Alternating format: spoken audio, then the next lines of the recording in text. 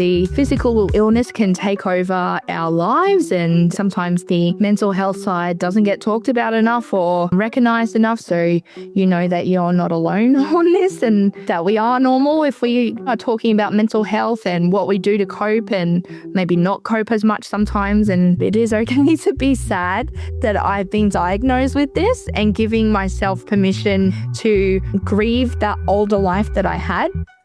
Welcome to Beyond the Count. I'm founder and CEO of ITP Australia and New Zealand, and your host, Danielle Boyle. This is a space created for the ITP community by the ITP community, where we share real stories, expert insights, and everything in between. Whether you're living with immune thrombocytopenia, supporting someone who is, or just curious about what life looks like beyond the bruises and the blood tests, you're in the right place. So whether you're driving, out for a walk, folding the laundry, or just sitting back and tuning in, let's dive in and go beyond the count. In this episode of Beyond the Count, I'm joined by Danielle Hodges, ITP patient and advocate, better known as the No Spleen Queen. We talk about the emotional rollercoaster of living with ITP, from the early shock of diagnosis to the mental and physical toll of long-term treatment. Danielle shares how she recognises burnout, what helps her recharge, and why finding support, whether through community, creativity, or professional care, can make all the difference. Let's get into it. So today we're talking to the No Spleen Queen herself. Danielle, welcome. Thank you for having me. Now, you do have the Two Danielle show today, which is really exciting. Danielle, I've known you for a couple of years now. But we both lived in one of the capital cities, and you know, were able to get to see each other in person quite a bit as well. But we've been chatting on every platform known to man, I think. For quite a long time. So what we're going to be talking about today is about the emotional roller coaster when it comes to ITP. We all know we've been on one, whether it's the kiddies roller coaster or the full-blown adults roller coaster. We've all been there. Some of us are still on that journey. I know I am a decade in. Yes. I'm sure you are too. Yes. And so we're going to talk about some of the different ways on how to cope while we're on that journey and while we're dealing with some of the emotions that we experience while living with ITP. Yeah, that's very important. Something that can get overlooked, can't it? Because the physical illness can take over our lives, and then sometimes the mental health side doesn't get talked about enough or recognized enough. So I think it's really important that you're addressing this today. And if this can just resonate with maybe one person out there to think that they're not alone feeling or thinking how they do when they have ITP, I think that's important. So I know that's helped me, yeah.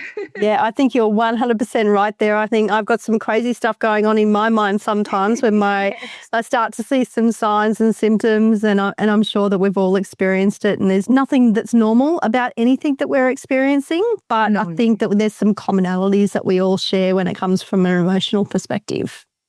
Yeah, I think you're definitely right there. It can be such a shock to the system. So everyone deals with things differently. But yeah, just recognizing it and talking about it so you know that you're not alone on this, and that we are normal if we, are talking about mental health and what we do to cope and maybe not cope as much sometimes, and that's okay too.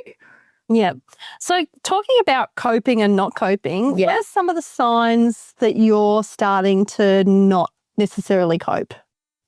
That is a great question, and something honestly I'm still probably working out as we go. And I was diagnosed in March 2020, and so it's 5 years going on. And with my ITP, unfortunately, we've pretty much tried every medication, and I haven't gained any stability yet in the medical side of things. So mentally, it has been a roller coaster too, trying to manage that and recognize the signs and symptoms that I might be feeling a bit burnt out.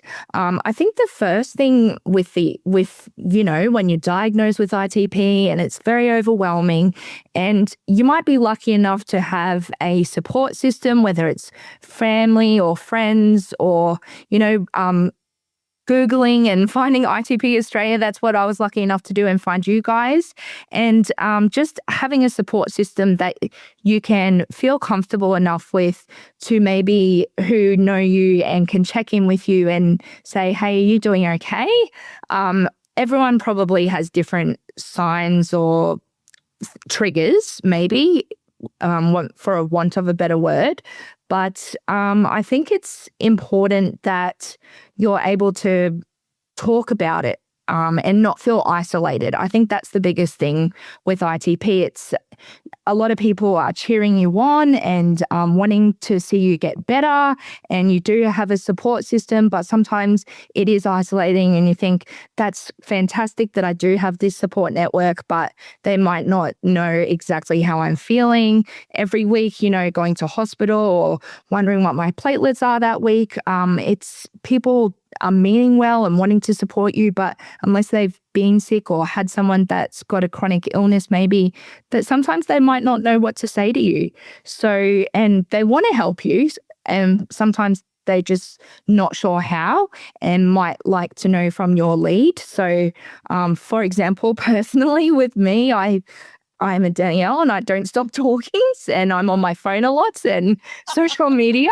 So I guess one of the warning signs for me is, if my family or friends notice that I start to go quiet and I'm not active as much, and I probably start to withdraw into myself a little bit more than I would, I guess that's a personal warning sign for me that, hey, time to do a bit of an internal check-in.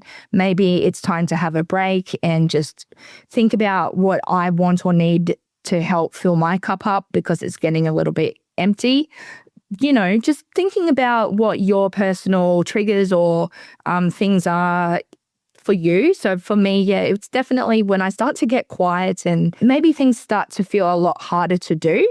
So, you can obviously, you're physically tired when you have low platelets or going to appointments and checking your medical health, but then you can just maybe start to feel a little bit exhausted or burnt out, or when jobs feel too hard to do or things that I enjoy doing start to feel like a task as well. So I love, texting my friends and family and checking how they're going. And if suddenly I've got a text message from a friend and it feels like a job for me to reply to them, it doesn't mean I don't love them any less. It just means I'm starting to feel a little bit burnt out. So it's not me. It's actually, I should say, it's not you, it's me.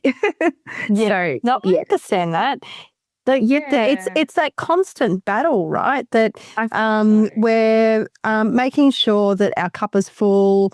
And you hit the nail on the head, especially for myself, is that if things start to become a bit of a chore, or my brain just switches from I'm a glasses half full kind of person. Yes, that's a good analogy. If that switches in my brain and I start to become a little bit more negative, then I know, okay, it's starting, like I've got to sort of take stock of what's happening. Definitely. Has there been other signs that I've not been aware of? Like I've mentioned to you previously, I like to go to my yoga and I love my yoga mat. But if I haven't been for a couple of days, well, then I know that, I'm starting to possibly track back a little bit.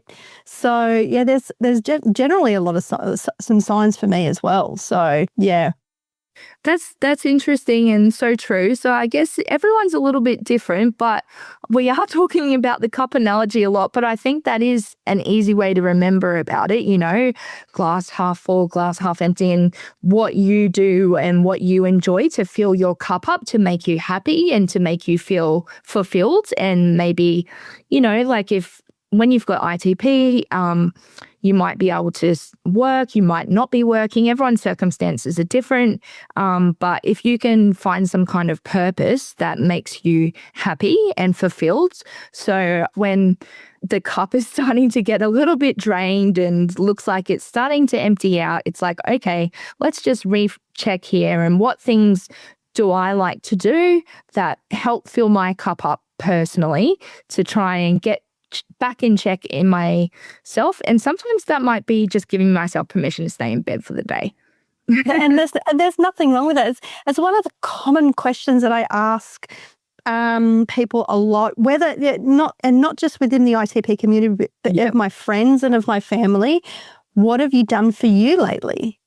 That's a great question that I guess, a lot of us are guilty of thinking of other people and people pleasing and getting our workload done. And, we've got other duties outside of being sick as well, family and work and friends and other things like that. So just giving ourselves permission to breathe and say, what have I done for myself? That's a great question, definitely.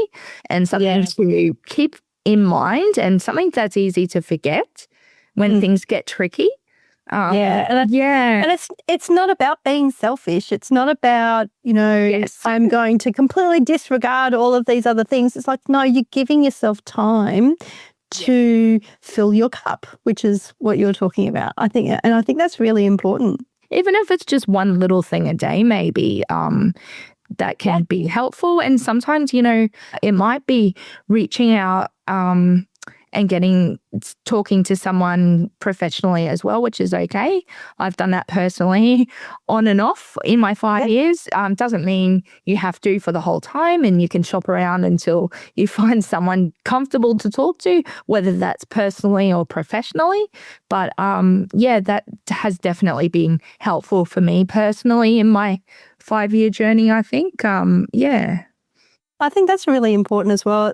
The things Are You Okay Day, I think that really helps to spark conversation across Australia and New Zealand and internationally to remind people it's okay to not be okay. You can't be okay all of the time. And there are a lot of ways that you can do to fill your own cup and to help make things a little bit better. But sometimes we need that little bit of extra support, and there's absolutely nothing wrong with that. Nothing at all. Yeah, that's exactly right. Yeah, I've learned that over the 5 years. That's been really helpful to sort of have that permission. Everyone needs that permission, and we are lucky it is getting a little bit more talked about, but it still probably does take a back, seat when our health comes first, and, you're finding out what your platelets are when you have ITP, and that week it can really, your numbers can influence how you feel, and not just physically, but mentally too. And that's the biggest thing, I think, just to feel not alone in that. And reaching out, like one of the best things for me, I think you get curious when you're first diagnosed and you start looking for other people who might be diagnosed like you to see that you're not alone. Obviously, ITP was a shock for me in the beginning when I was diagnosed. I didn't even know how to pronounce it, let alone what it meant. I think it took me 6 months as well. Yeah. So they're like, your platelets are low, you need to go to ED. And I was like, what are platelets? But it's been a fast and hard learning journey since then. And but what I have learned is, being curious. People do share, everyone's story is going to be different. So sometimes I have been caught up with comparing my story to other people's. If you join some there's been online forums, or you see other people on social media, or even meetings, other people at hospital, at appointments, you might get chatting about what they've got as well. And I've personally found myself comparing just in my head, like, oh, that's a medication I take too, but I feel like this when I take it, and they're saying they feel like this. So does that mean that there's something wrong with me because I'm not feeling how they're feeling? And so that's has been a learning curve for me, that it's easier said than done, but if everyone's story is going to be different, everyone's symptoms are different, not to compare yourself to everyone, and to just sort of take everyone's story and listen to them and take comfort in them, but just know that you're not alone, and just because your story is different doesn't mean that it's wrong. And yeah, that you can feel, it's okay to feel sad sometimes too. Oh, yeah. Like, Definitely. it's okay to have a healthy cry. I'm a crier. I will scream, I will cry. Yes. Definitely been there many, many times. That must be a Danielle thing, because I feel the same. But yeah, or you do, when you get a chronic illness, sometimes, especially when it's an invisible illness, so to speak, like I know with ITP, we get bruising and the petechiae as a physical sign to ourselves that our platelets might be low, but it might not be as obvious to other people that you're communicating with in the community. And so that always, in the beginning, you humans are, I guess, we're wired to care about what other people think of us. So then I'm sort of worried, but they'll be wondering why I'm using a wheelie walker, for example, when I go to the shops, because I'm only in my 30s and I don't look like I have something wrong with me. And then, so it's just, trying not to let all those tricky thoughts get away from you, or speaking to someone about those tricky thoughts and knowing that you're not alone feeling sad sometimes and grieving a version of yourself maybe that was. I know that my life now is very different to my life before ITP, and some things are better and some things are worse. And it's just focusing on, just giving yourself permission to say, I miss that, but on the other hand, I've got these things I can look forward to now. Yeah, that's been really helpful for me too, I think.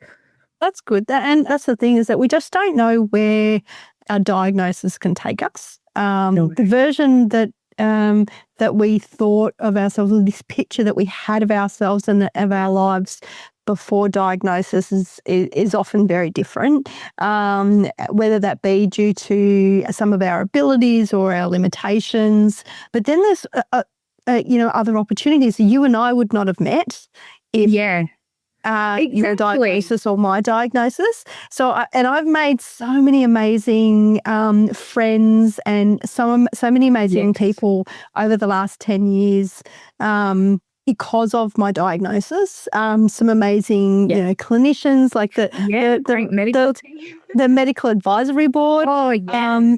Would never have met them.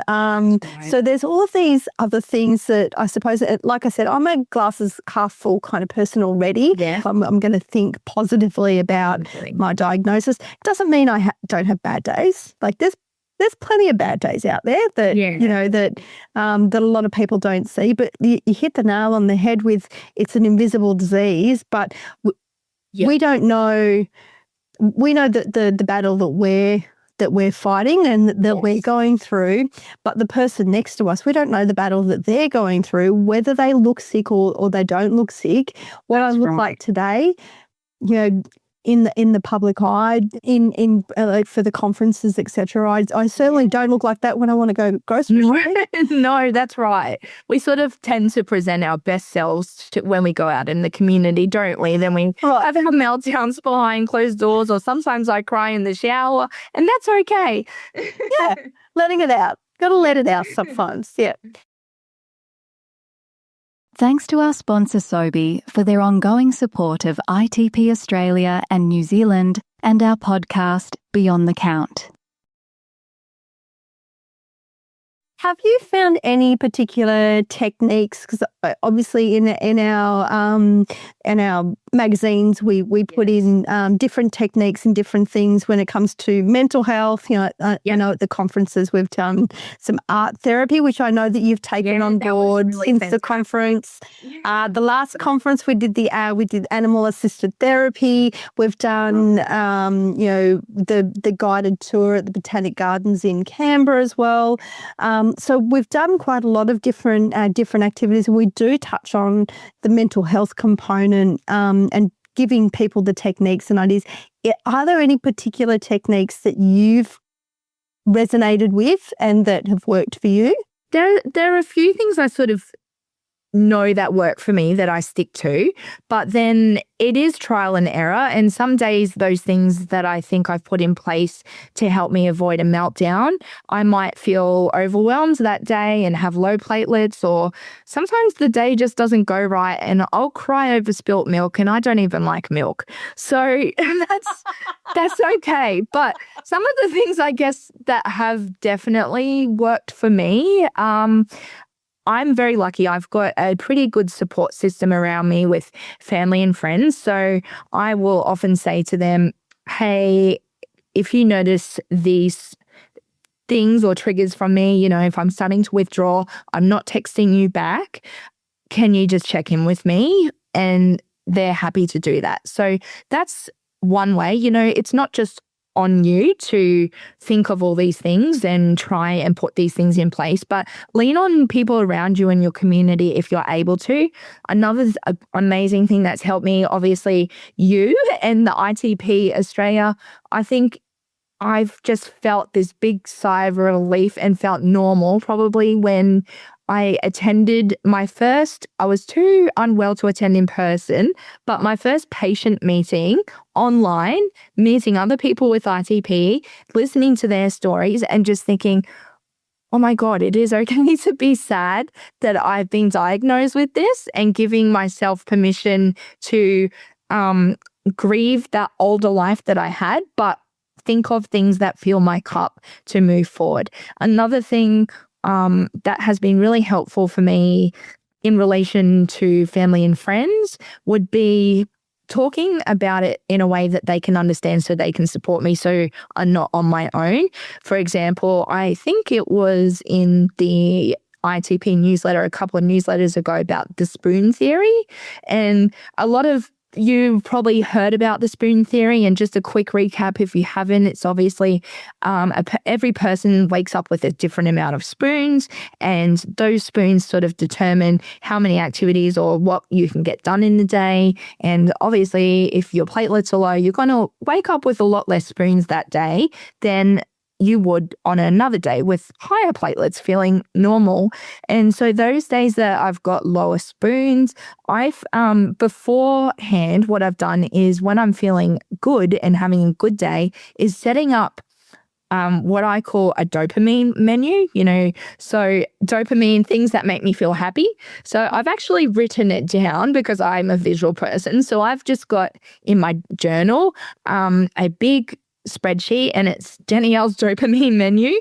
And on it, I've just listed like my 10 favorite things that I like to do that fill my cup up a little bit without taking too much energy. So it might be playing with my dog at home. Poor little Dougie, shout out to him. He's probably got anxiety from me, but he keeps me sane at home. So yeah, a pet definitely is very helpful to have that company. Like I just mentioned, I like to sort of journal or cut things out, just stick things in, just like a brain dump, like where you just sometimes need to get things out of your head and release it. So for me, that's journaling it. Other people might be talking about it, shouting about it, going to the gym, working out till, you feel like it's out of your system.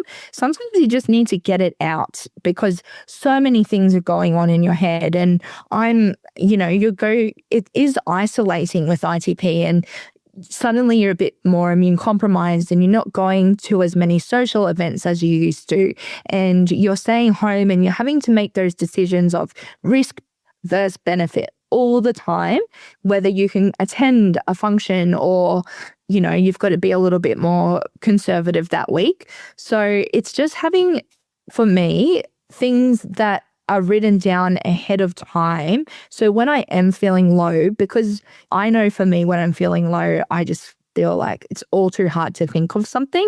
So I have a look at my dopamine menu and I choose the things that make me happy, that don't take too much energy, like playing with my dog Dougie, or doing some journaling, going for a swim in my pool, listening to my favorite music or podcast. Shout out to ITP Australia podcasts.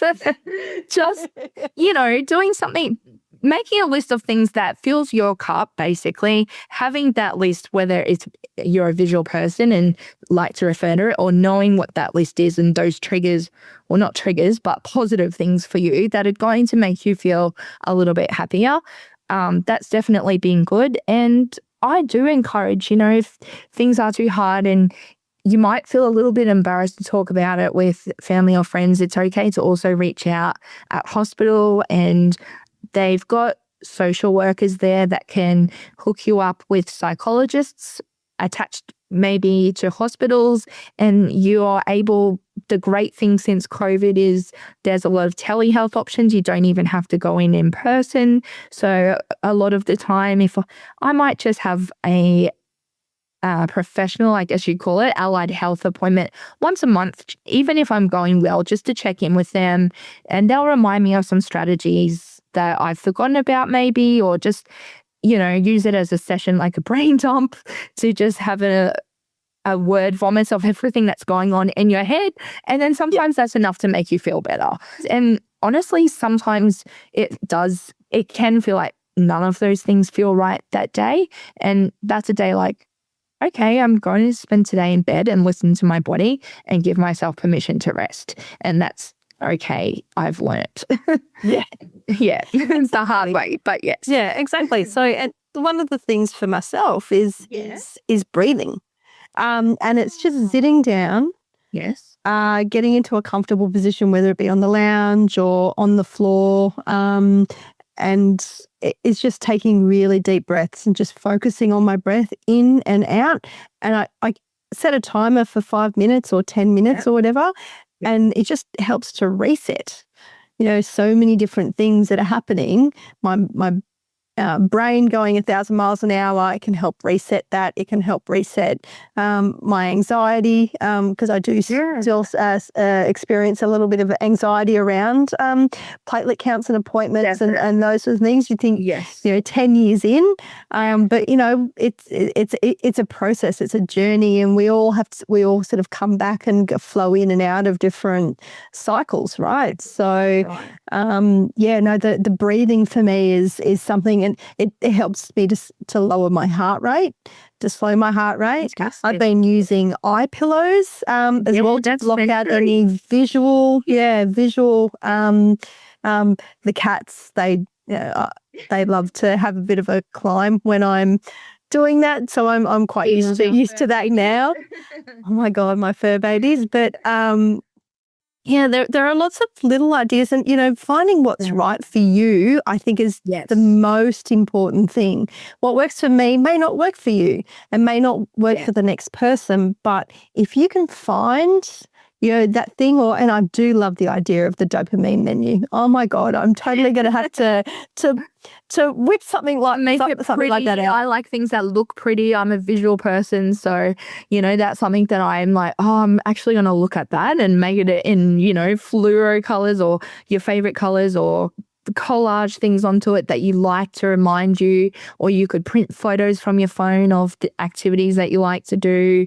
All that kind of stuff. But you're so right. It is trial and error, and it does, it might take a little while till you do find something, and that's okay. It just going through that process and allowing yourself that process has been huge. And the other thing quickly that I'll say that I've probably struggled with since I've been diagnosed personally with the ITP was, you go from such a busy life and you're active, and you still are, and you still have to have those goals, and you're still having to, you're still a mom or a daughter or a sister or a brother or whatever. Like, that doesn't go away. A lot of us still have to work and juggle all these other things as well as our illness.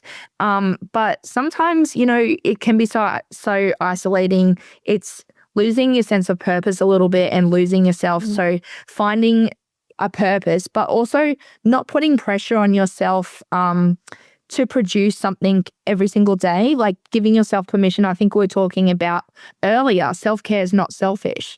Sometimes I think, the activity I have to pick, it should be useful or productive. Like if I do craft, I used to think to myself, I'm going to at least make something I can give to somebody. And that's great sometimes, and that's being useful. But other times I just want to do something to decompress. So sometimes it sounds silly, but I go through hyperfixations. I'm into coloring in at the moment, and that doesn't have a finished product or pressure on me that I have to give it to somebody or anything like that. So I think it's finding something that you can do for yourself, where it's not a product per se or a finished product for somebody or a task, but something that you're going to want to do when you're feeling a little bit low or withdrawn or overwhelmed or mad or sad or any of those or all of those emotions, I guess.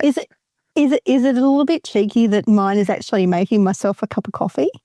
Not at all. If I can say that I've done that today, like that counts. I'm done. And put it in your favorite cup. Make it nice. Make it, and personalized. It's hot. Like, it's nice and easy. Done. Like, exactly. It can be that simple sometimes. And you're just giving yourself permission and go, you know what? That just made me feel like I got a second on my sanity back. And that's all you need. and I remember, and this is not necessarily related to ITP, but it did really, really resonate with me a few years ago, is that we live in a household and in a life where everything's in cycles, right? The washing is constantly in a cycle. The folding is constantly in a cycle. Cooking dinner, doing groceries, doing the dishes, it's always a cycle. You cannot, you are not expected to have everything line up perfectly every single day. That is so important. And that is so true. It just shows the amount of pressure that we put on ourselves sometimes. Yeah. Once we release that pressure, we get a little bit of that aha moment. Well, I know I personally did. Yeah, me too. Then, giving yourself permission to not have it all done every single day. The basket of washing that needs to be folded in my bedroom has been sitting there for a little while. They say it's okay. It'll still be waiting for you. So I think that's important that we're kind to ourselves. We need to treat ourselves as we would treat our family and our friends. They do say that to you. Would you say this to, if a friend was coming to you and asking you these things or saying to you they were feeling pressure and down about something, how would you respond? And if you usually, we respond nicely to our friends. They're our friends. Yeah, exactly right. But then it is hard to be that kind to yourself. So that is so important about being kind to yourself and remembering that, that's okay to give yourself permission. I think that's one of the biggest things, whether you have ITP or not. Definitely. Yeah. Wow. This has been, I think, quite insightful. And I think we've solved most of the world's problems. Let's say yes for today because we've been kind to ourselves. Exactly. Wonderful. Thank you so much, Danielle, for joining us today. I look forward to you coming back to do a couple more podcasts in the future, hopefully. Cross fingers. Yes, that would be good. I'm excited to listen to some podcasts while I'm at home, being kind to myself, giving myself permission to have a rest. So thank you for having me. It's been a pleasure. I hope you all got a lot out of today's episode. Before we wrap up, here are 3 key takeaways from today's episode. Number 1, feeling emotionally worn out can sneak up on you. If you find yourself withdrawing, feeling flat, or losing interest in the things you usually enjoy, that might be your cue to check in with yourself. Number 2, find what fills your cup. Whether it's journaling, listening to music, or simply staying in bed all day, knowing what helps you feel a little bit better matters. Having a list, or as Danielle said, a dopamine menu on hand can help make it easier for you to take actions on some of those tougher days. Number 3, support doesn't always have to be solo. You don't have to manage everything on your own. Talking to a trusted friend, joining a support group, or seeing a professional like a psychologist or counsellor can help lighten the mental load and remind you that you're not alone. A big thank you to the no spleen queen herself, Danielle, for joining us today. It was a pleasure talking with you. If you're looking for support, join the ITP community at itpanz.org.au. While you're online, check out the latest edition of The Count, our quarterly magazine. Read some of the great patient stories we have in our news section. Download a huge range of treatment information, guidelines and more in our patient resources section, and know that you are not alone. We are here to support you. We are here to provide you and inform you with all of the latest information when it comes to immune thrombocytopenia.